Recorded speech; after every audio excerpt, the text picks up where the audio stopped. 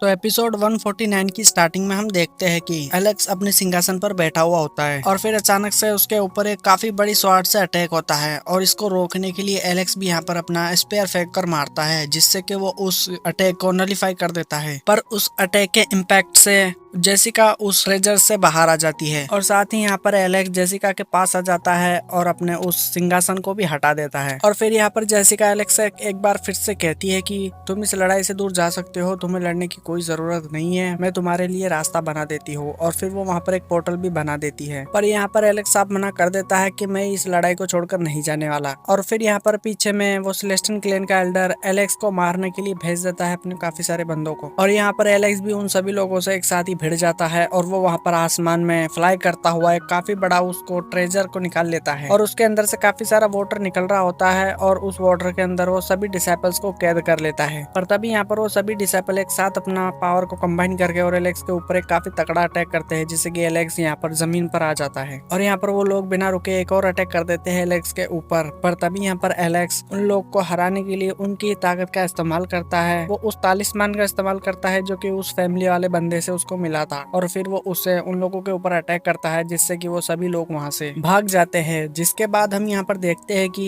यहाँ पर जमीन में एक स्टिक आकर गड़ जाती है और उस स्टिक के अंदर से यहाँ पर एक लेडी गॉड बाहर निकलती है, जो कि असल में सेलेस्टियन क्लैन की गॉड है। और यहाँ पर ये काफी ज्यादा गुस्से में होती है और ये यहाँ पर एलेक्स से कह रही होती है कि तुमने कुछ ज्यादा ही बेइज्जती कर दी हमारे सेलेस्टियन क्लैन की, अब तो तुम्हें मरना ही होगा। और फिर वो उसके ऊपर एक काफी तगड़ा अटैक करती है और एलेक्स भी उसका सामना करने के लिए चला जाता है। पर तभी यहाँ पर एक बहुत ही बड़ा घुसंड उड़ता हुआ आता है और वो उस लेडी गॉडेस के हाथ में लगता है और वो काफी दूर पीछे फेंका जाती है। और ये घुसंड और किसी ने नहीं, एलेक्स के जो बुढ़ा मास्टर है उसी ने मारा था। और फिर तभी यहाँ पर ये लेडी गॉडेस काफी गुस्से में यहाँ पर चिल्लाते हुए कह रही होती है उस बुढ़े मास्टर से कि मेरी तो तुमसे कोई जाति दुश्मनी भी नहीं है, फिर तुमने मुझ पर हमला क्यों किया है, तुम क्या मेरे हाथों मरना चाहते हो। जिस पर वो बुढ़ा मास्टर कहता है कि मैं तुमको एलेक्स को इस तरह बुली करने नहीं दे सकता हूँ, ये मेरा डिसाइपल है और मेरे होते हुए तुम इसको कोई भी चोट नहीं पहुंचा सकते। और इस पर वो लेडी गॉडेस कहती है कि तो अच्छा, ये तुम्हारा डिसाइपल है इसीलिए इतना हवा में उड़ रहा है, तुमने इसको अपने सर पर बैठा के रखा हुआ है, आखिर क्यों ना हो,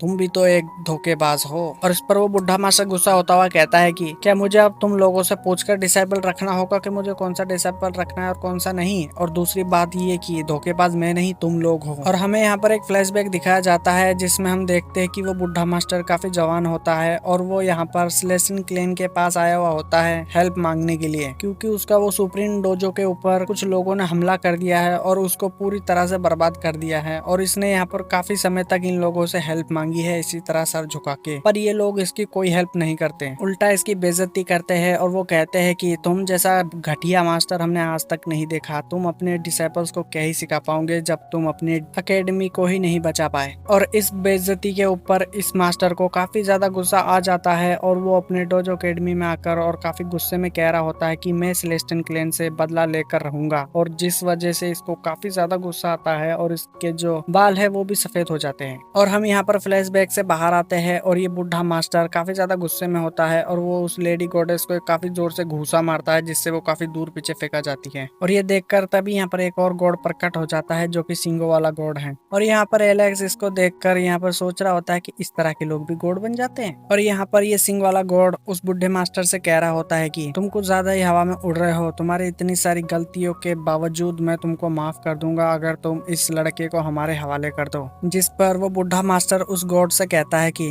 तुम्हारी भलाई इसी में है कि तुम यहाँ से वापस लौट जाओ, और रही बात एलेक्स की तो ये मैं तुमको कभी नहीं देने वाला, क्योंकि अब वो मेरा डिसाइपल है तो उसकी सुरक्षा की जिम्मेदारी मेरी है। और यहाँ पर पीछे में हम देखते हैं कि वो लेडी गॉडेस एलेक्स को मारने के लिए एक पॉइजनस पिल फेंक कर मारती है, लेकिन तभी यहाँ पर इस पिल को वो बुढ़ा मास्टर रोक देता है और एलेक्स को बचा लेता है। और साथ ही इस बात पर उस बुढ़े मास्टर को काफी ज्यादा गुस्सा आ जाता है और वो एक काफी बड़ा हैंड बनाकर और उस लेडी गॉडेस का गला दबाकर और उसको वहां पर मार डालता है। और इस लेडी गॉड को मारने पर उस सिंग वाले गॉड को काफी ज्यादा गुस्सा आ जाता है और वो वहां पर चारों तरफ अपना रेड ऑरा फ्लो करने लगता है। और ये देखकर वो बुढ़ा मास्टर यहाँ पर कह रहा होता है कि ये तो मेरे पास काफी अच्छा मौका है मेरे 89 हेवनली स्किल्स टेस्ट करने का। और फिर यहाँ पर ये बुढ़ा मास्टर अपने काफी सारे स्पिरिट्स को यहाँ पर अनलॉक कर देता है, जिसके अंदर एक ड्रैगन होता है और भी काफी सारे स्पिरिट्स होते हैं। और फिर यहाँ पर एक सिंग वाला गॉड भी यहाँ पर अपने एक काफी बड़े सिंग का आकार ले लेता है और इस सिंग के चारों तरफ यहाँ पर उस बुढ़े मास्टर के वो सभी स्पिरिट्स अटैक कर रहे होते हैं, जिससे कि वो गॉड की यहाँ पर हालत पतली हो जाती है और उसके मुंह से भी खून आ रहा होता है। और ये देखकर वो सिंग वाला गॉड यहाँ से भाग जाता है। और फिर यहाँ पर वो बूढ़ा मास्टर चिल्लाकर कह रहा होता है सब लोगों से कि अब हम किसी से नहीं डरने वाले हैं, डोजो अकेडमी किसी के सामने नहीं झुकेगा